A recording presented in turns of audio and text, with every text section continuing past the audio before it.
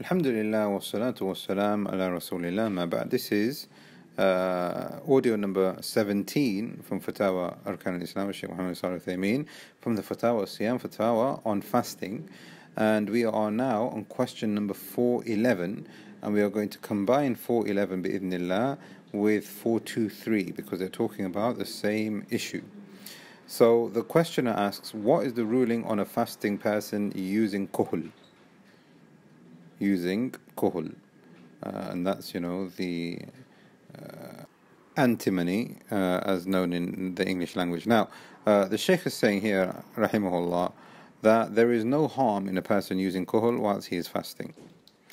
This is because, like, if you go back to the previous audio that we have recorded on this, is that the Shaykh is saying here that there are certain things which would nullify the fasting, and from them is food and drink.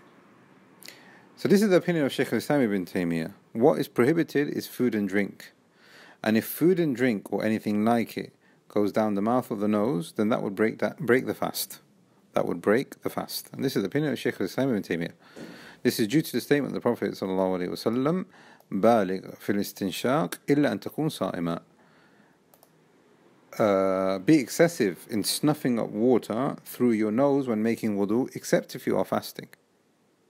So what we learn from this hadith of the Prophet ﷺ, that when a person is normally making wudu, he needs to make sure that he cleans out his mouth and his nose well, except if he is fasting. You should take some caution whilst you're fasting. Why? Because if you snuff up too much water up your nose, if you gargle excessively whilst you're fasting, then that could then lead to a person drinking some water or having some water enter into his body, his throat, his stomach, and then that would nullify his fast.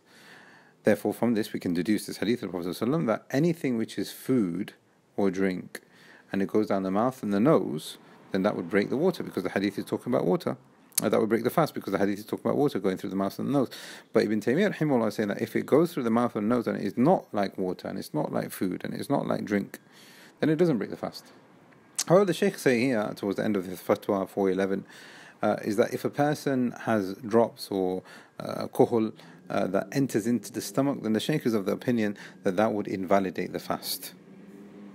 423 is similar. What is the ruling on using nasal drops and eye drops and ear drops for a person who is fasting? So the Shaykh saying here, if the nose drops reach the stomach, then they break the fast.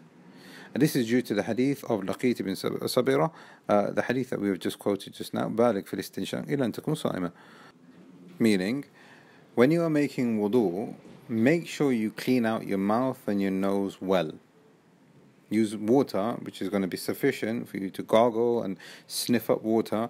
Be excessive in sniffing up water through your nose when you're making wudu, except that the hadith is saying here, illa an takun sa'ima, except that if you are whilst you are fasting, because anything that goes up your nose takes the same ruling as it entering into your mouth. Therefore, if a person is excessive in putting down water and it finally goes up the nose channel and down into the throat and then into the stomach, then his fasting would be broken. So it's not permissible, the Shaykh is saying here. So it's not permissible for the fasting person to put drops in his nose which would reach the stomach, because this would nullify the fast, just as if he was to eat something and put something down his mouth and then that would reach the stomach. As for the case of eye drops, so now with the nose drops, a person is allowed to use nose drops, that's fine, but he has to make sure that it doesn't reach the stomach. And if it evaporates and it doesn't go any further than the throat, then inshallah that is fine. In case of eye drops, the Shaykh is saying this is similar to kuhl, and the same applies to eardrops. Now this is an important principle in understanding a well-known khilaf between the ulama. Some of the ulama have said anything which reaches your stomach would nullify your fast, irrespective of how it enters into your body. The Shaykh is here of the view, and this seems to be a very strong view, is that anything that enters into your body, not through the mouth and the nose, then that does not break the fast. This is because there is no report which would support this. There's no evidence for this. So he's saying here, rahimahullah, the eye is not an opening for food or drink. Likewise, the ear is not an opening for food or drink. Therefore, if something enters into the body and they put it through, the eye, or they put it through the ear, or even it could be, some kind of cream that you apply to your body, whether it's, on one of your limbs or something like that, and then it gets absorbed into your body, the fasting is not nullified, because this is not an opening for it. So based on this, the Shaykh is saying here, eye drops, ear drops, would not break the fast even if he tasted them in his throat.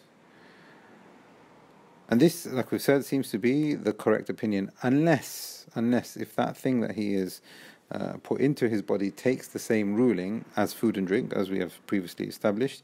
It brings about nourishment to the body, something similar to injections that doesn't go through the conventional channels of food and drink, but it'd probably go through your arm. And if it brings about nourishment to the person who is fasting, then that would nullify the fast, because of the fact that it is akin and similar to food and drink. And this now summarizes the ruling on eye drops and ear drops and nose drops. We ask Allah subhanahu wa ta'ala to grant us tawfiq and success. هذا والله أعلم. صلى الله على نبينا